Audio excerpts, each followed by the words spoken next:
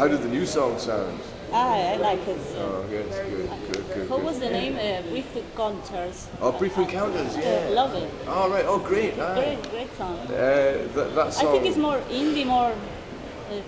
yeah. Not so electronic like... Oh, no, there's not really much electronic stuff. And it's weird, like, we're still listening to dance music and enjoying dance music, but I think we want to play it with guitars. There's no... I don't think we'll use this... We use a synthesizer, like to play lead lines, like melody lines and things, but it's really a guitar sort of band again, I think, you know. But I don't know, it's working, you know, like it feels really good. But Brief Encounters, I started writing that song after listening to lots of the cumbia, you know. The cumbia. It had much more of a cumbia feel at the beginning, but then it turns into a Franz Ferdinand song, you know, like so. Change all the song. But it's got a bit of that feel, like the bass line is very much like a cumbia kind of bass line. So. And the other songs, the other new songs? There's one called Fresh Strawberries. That was my favourite new one to play last night. That's the one that goes, wouldn't it be easy with something to believe in that could be this one? Anyway, it's, I like that one. And what's the other ones that we played last night? Trees and Animals. That's Trees and Animals.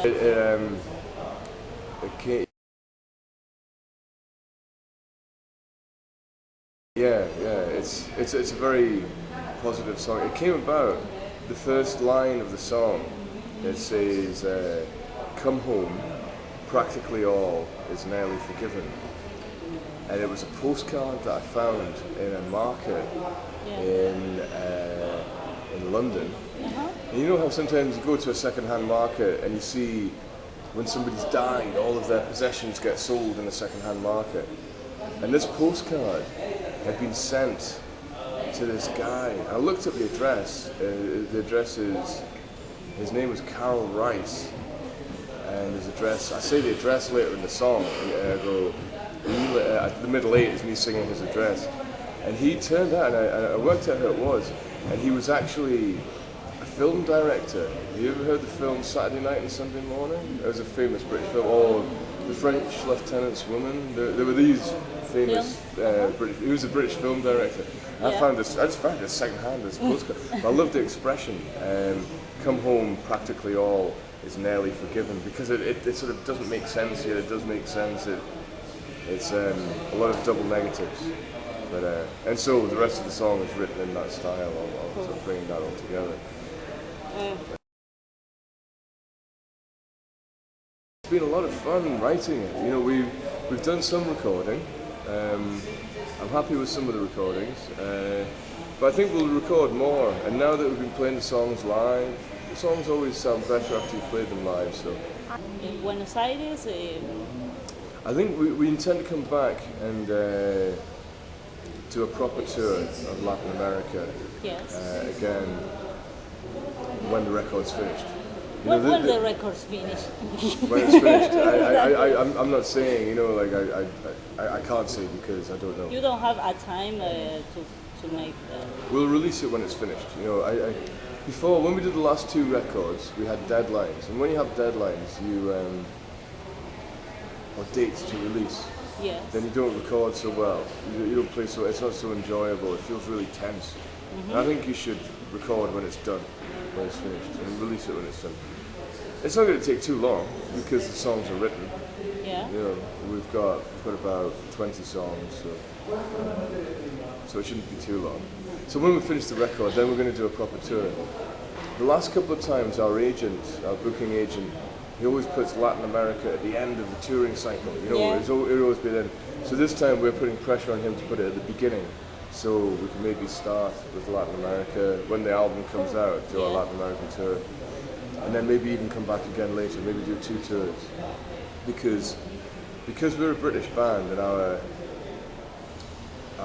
agent, we have a British agent and an American agent, and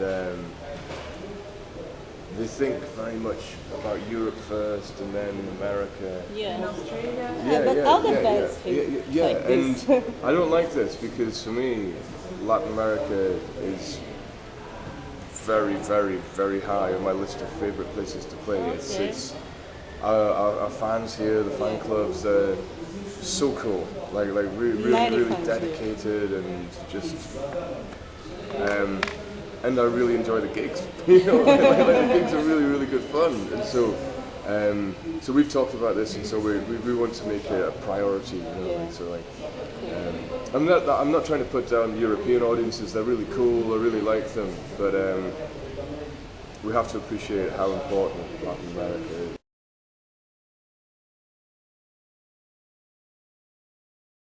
But the other thing in Argentina, we were maybe talking to our agent, maybe thinking of going to other cities in Argentina as well. Do you think that would work? Or? Yes, Rosario is one place. So many groups play. Córdoba.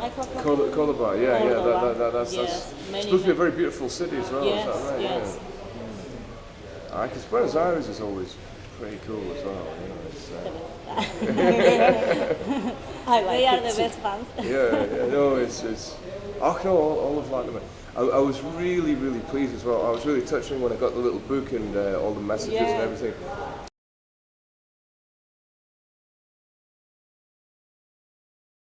You were asking about the indie thing rather than the dance thing. Yeah. Like, I get the impression that the fans much prefer the live bands to the electronic stuff. Yes.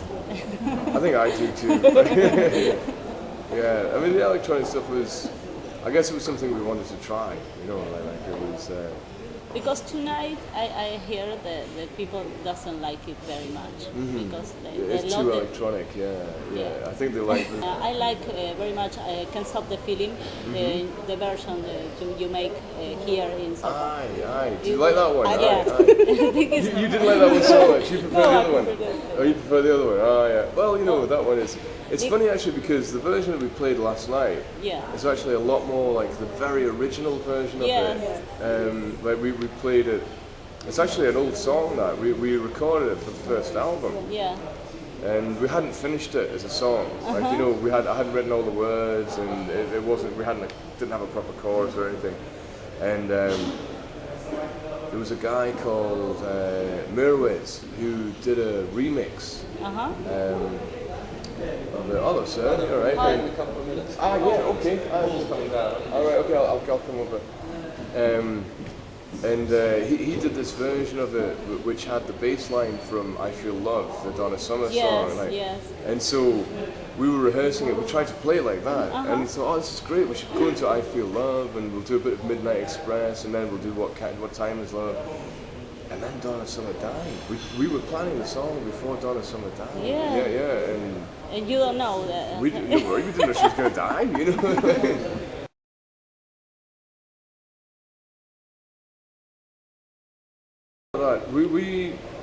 It was Paul. Paul didn't want to do the drum thing. Well, Paul and Bob, they felt it was very much like the last album.